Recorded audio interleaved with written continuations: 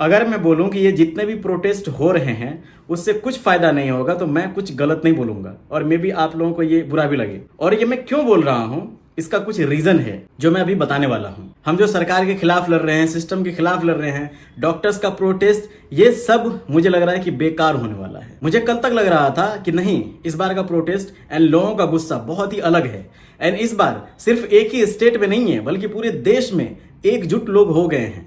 इस बार तो हम जस्टिस दिला करके ही रहेंगे, चाहे कुछ भी हो जाए। बट जैसे जैसे मैंने केस के बारे में स्टडी किया, जितने डीप तक मैं गया, एंड फिर वेस्ट बंगाल के बारे में जाना, उस कॉलेज के बारे में जाना, ममता बनर्जी के बारे में जाना, अब लग रहा है कि शायद जस्टिस नहीं मिले। इसलिए बोल रहा हूं कि प्लीज इस वीडियो को पूरा देखना, क्योंकि कुछ पॉइंट्स है जिसको आप अगर गौर से सुनोगे तो ये केस क्लियर समझ में आ जाएगा, एंड प्रिंसिपल एंड सरकार की मिली भगत भी समझ में आ जाएगी। सबसे पहले 9 अगस्त को जब इस इंसिडेंट के बारे में कॉलेज को पता चला तो कॉलेज वाले डॉक्टर के पेरेंट्स को कॉल करके बोला कि आपकी बेटी बहुत ज्यादा ही बीमार है। मतलब कि चीजें छुपाए, उन लोगों को बोले कि बीमार है, आप लोग आ जाओ। अब चूंकि कॉलेज थोड़ा सा दूर था घर से, इसीलिए वो लोग बार बार कॉल करने लग गए कॉलेज जाने से पहले।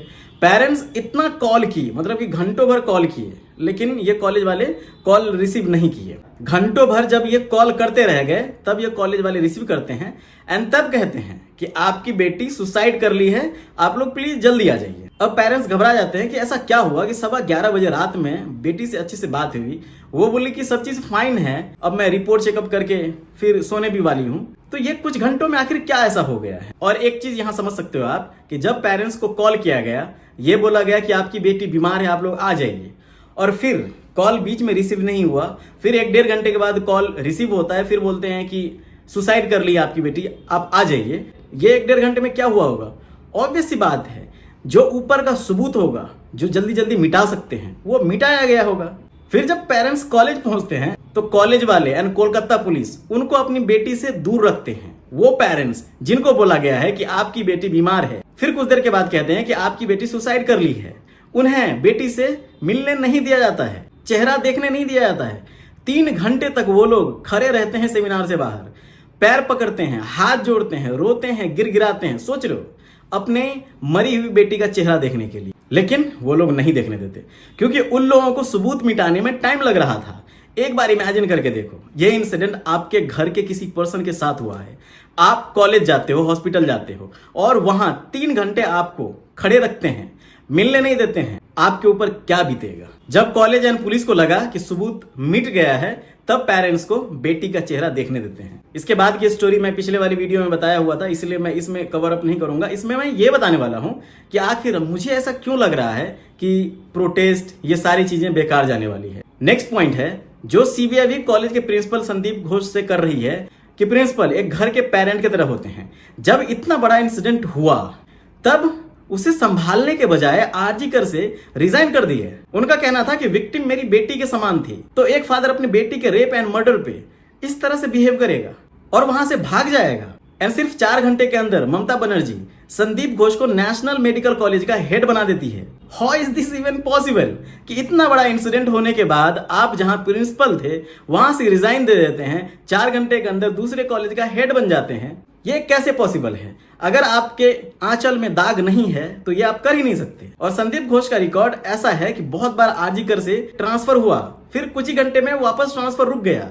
संदीप घोष के अगेंस्ट कितने मामले, केसेस दर्ज हुए हैं, कभी भी कुछ नहीं हुआ, और ममता बनर्जी हमेशा इसे बचाने में लगी हुई है। और ये ऑन रिकॉर्ड है, मैं ये ऐसे बात बोलने के लिए नहीं बोल रहा हूं। कितनी दफा ममता बनर्जी संदीप घोष एंड इनके ऊपर लगे इल्जाम को दूसरे मुद्दे में कन्वर्ट किया है, दबाया है। एनआरजी पे कितनी बार इल्जाम लगी है, लेकिन हर चीज को दबाया गया है, मर्डर को सुसाइड में कन्वर्ट करवा दिया गया है। इसके बाद संदीप से ही रिलेटेड अगला मुद्दा यह है कि पुलिस बिना कुछ पूछे, बिना कोई बयान लिए कैसे इस केस को सुसाइड में तब्दील कर रही थी। संदीप घोष का कोई बयान क्यों नहीं लिया गया था? और किसके ऑर्डर पे पुलिस ने डॉक्टर के पेरेंट्स को कहा कि आपकी बेटी सुसाइड कर ली है, और पहले कहा कि आपकी बेटी बीमार है? किसके कहने पे पेरेंट्स को 3 घंटे तक बेटी से मिलने नहीं दिया? संदीप घोष पहले पुलिस को इन्फॉर्म क्यों नहीं किया? फिर रेप एंड मर्डर की बात पेरेंट्स से क्यों छुपाए? और इस सब की जिम्मेदारी कॉलेज के प्रिंसिपल संदीप घोष की थी। सीबीआई 12 घंटे तक पूछताछ की है संदीप घोष से, और बहुत बार सामने आया है कि संदीप घोष जवाब नहीं दे पा रहे हैं। इसका मतलब साफ साफ है कि वो इसमें इन्वॉल्व हैं, राइट? नेक्स्ट पॉइंट ये है कि जब पता है कि सेमिनार हॉल में क्राइम हुआ है, फिर बगल वाले रूम को क्यों तोड़ा गया? जब लोगों को आवाज गया, जब वहां आए तब उसको रोका गया। उसे रेनोवेट करवाने की क्या जरूरत थी? नहीं होली, नहीं दिवाली, नहीं कोई फेस्टिवल। और अगर होता भी तो इतना बड़ा जो कांड हुआ है कॉलेज में, उसको तो पहले सॉल्व करो। इसका मतलब साफ साफ है ना कि सबूत मिटाया जा रहा है। हजारों की तादाद में मॉब कहां से आ गई? ऐसा तो बिल्कुल भी पॉसिबल नहीं है ना कि पुलिस को इसकी भनक ही नहीं हो और अचानक से 1000 लोग इकट्ठा हो जाएं और कहीं तोड़फोड़ मचाने लग जाए। फिर यह कैसे पॉसिबल है कि बिना किसी के कहे मॉब सीसीटीवी कैमरा को तोड़ दे, बेड को तोड़ दे, गेट को तोड़ दे, पूरा हॉस्पिटल बर्बाद कर दे और पुलिस देखते रह जाए, कुछ भी ना करे? ये न्यूज में है कि आई विटनेस ने कहा है कि पुलिस वहां देखती रह गई, कुछ नहीं की।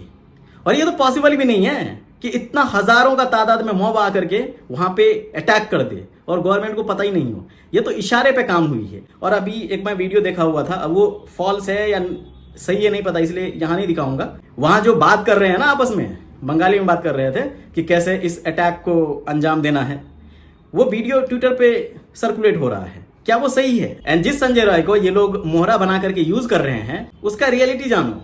9 अगस्त को इंसिडेंट हुआ एंड तुरंत ही एक आदमी को पकड़ करके लाया गया जिसका नाम संजय रॉय था, जो बस कुछ ही देर में अपना जुर्म एक्सेप्ट कर लेते हैं। ये भी एक्सेप्ट कर लेते हैं कि मुझे फांसी पे चढ़ा दो।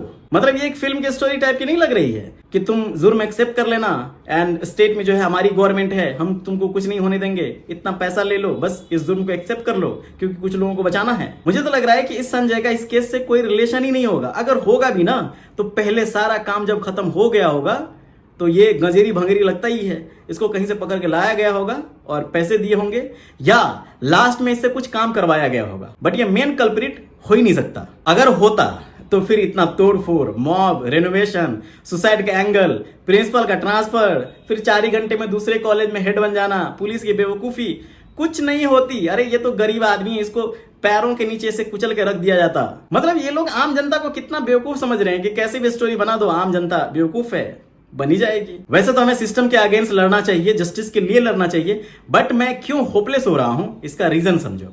जब सुशांत सिंह राजपूत का इंसिडेंट हुआ तब भी पूरे देश में हंगामा मचा, पता नहीं क्या क्या हुआ। मैंने भी उसके ऊपर वीडियो बनाया हुआ था, ट्विटर पे हैशटैग ये वो सब हुआ और हर एंगल से पता चला कि ये मर्डर है। बट उस केस को दबाने के लिए भी मुंबई पुलिस फ्लैट में हर सबूत को मिटाया और हर कोशिश किया जिससे कि ये साबित हो जाए कि ये सुसाइड है। आपने बहुत बार देखा होगा कि ये वीडियो बना है कि मुंबई पुलिस दौड़ करके जा रही है क्राउड में से, फिर वहां से वापस आ रही है। ये सब सबूत मिटाने का काम ही चल रहा था। उस टाइम हम बहुत कॉन्फिडेंट थे कि इस बार जस्टिस मिल ही जाएगा। उसका एक सबसे बड़ा मेन रीजन ये भी था कि मुंबई पुलिस का ट्रैक रिकॉर्ड बहुत ही अच्छा है। मतलब ये वहां से क्राइम बहुत हद तक खत्म कर दिया ये लोग। तो इस केस में हम लोग बहुत कॉन्फिडेंट थे और इस केस में सुब्रमण्यम स्वामी से लेकर के नरेंद्र मोदी तक इन्वॉल्व हो गए थे। तो इस बार जस्टिस मिल ही जाएगा ऐसा हम लोग उम्मीद लगा के बैठे थे। बट कुछ नहीं हुआ क्योंकि स्टेट गवर्नमेंट अगर एक बार ठान ली कि फलाने केस को ऐसे मोड़ना है तो वो उस केस को वैसे मोड़ के रहेगी, क्योंकि उसकी पुलिस है, उसका कानून है, उसका राज है, उसका जगह है, हर चीज उसका है। फिर हमारे हिसाब से फैसला कैसे हो जाएगा? फिर दिशा के केस के बारे में पता ही होगा, न्यूज में साफ साफ है कि पुलिस कहां कहां झूठ बोली। मतलब हर चीज सामने होता है फिर भी हम कुछ नहीं कर सकते। इसका सबसे बड़ा मेन रीजन होता है सबूत, जो सबूत कोर्ट को चाहिए एक फैसला सुनाने के लिए। और बहुत बार तो ये भी सुनने को मिला है कि सीबीआई भी मिल जाती है, फैसला ही नहीं आता। ये सब एक ही चीज पे बात हो जाती है, अगर सीबीआई स्टेट गवर्नमेंट के साथ नहीं है तब फैसला आएगा, अगर स्टेट गवर्नमेंट के साथ है तो फैसला नहीं आएगा। बहुत ही सिंपल है। मतलब ये केस, जेल, सजा, फांसी सब आम जनता के लिए है। जैसे ही पॉलिटिशियन इन्वॉल्व हो गए उन्हें खुद कानून भी कुछ नहीं कर सकती, क्योंकि कानून ही वही चलाते हैं। जब कोई इंसिडेंट होता है उन्हें पता चलता है कि इस इंसिडेंट में मेरा बेटा या मेरा कोई फैमिली मेंबर इन्वॉल्व है, तो सबसे पहले ये लोग क्या करते हैं, वहां से सबूत मिटाते हैं, हंगामा खड़ा करते हैं, दंगा करवाते हैं, मॉब भेजते हैं ताकि मुद्दा कहीं और भटके, पूरी तरीके से सबूत मिट जाए। फिर हम कोर्ट को किसी भी तरीके से किसी एंगल से घुमा देंगे, मीडिया को किसी एंगल से घुमा देंगे, आम जनता को किसी एंगल से घुमा देंगे। और फिर जब इंसिडेंट होता है तो विक्टिम के फैमिली को नहीं मिलने देते हैं, क्योंकि कुछ टाइम लगता है सबूत मिटाने में। ये जो 3 घंटा वाली शुरू में मैंने बात बोली थी। आप जितने भी लोग ये वीडियो देख रहे हो, आपसे एक रिक्वेस्ट है, इस बार आग को बुझने मत देना। 2 दिन के लिए हम भड़क जाते हैं फिर शांत हो जाते हैं। जब तक इंसाफ ना मिले तब तक हमें लड़ना होगा, शांत नहीं रहना होगा। शायद हम हर बार गवर्नमेंट से जीत जाएं, बट उसके लिए हमें लंबी लड़ाई लड़नी होगी। इतिहास गवाह है कि जब हम लंबी लड़ाई लड़ते हैं हम गवर्नमेंट के साथ जीत जाते हैं। लेकिन हम जैसे ही थोड़ा थक जाते हैं, 2 दिन के बाद शांत हो जाते हैं, गवर्नमेंट को पता चल जाता है कि कोई नहीं 2 दिन का मामला है, फिर ये शांत हो जाएंगे। अपने हिसाब से मोड़ लेते हैं फैसले को। इसीलिए इस बार जब तक जस्टिस नहीं मिलेगी हम ऐसे ही प्रोटेस्ट करते रहेंगे, क्योंकि इस केस में ममता बनर्जी डायरेक्टली इन्वॉल्व है एंड संदीप घोष को पिछले 10-12 साल से बचाने की कोशिश की जा रही है। इसलिए इस बार हम चुप नहीं रहेंगे, जब तक कि जस्टिस ना मिले हम लड़ाई लड़ते रहेंगे। अगर आप लोग मेरे साथ हो तो या तो लाइक करके बता देना या तो कमेंट करके बता देना। जय हिंद।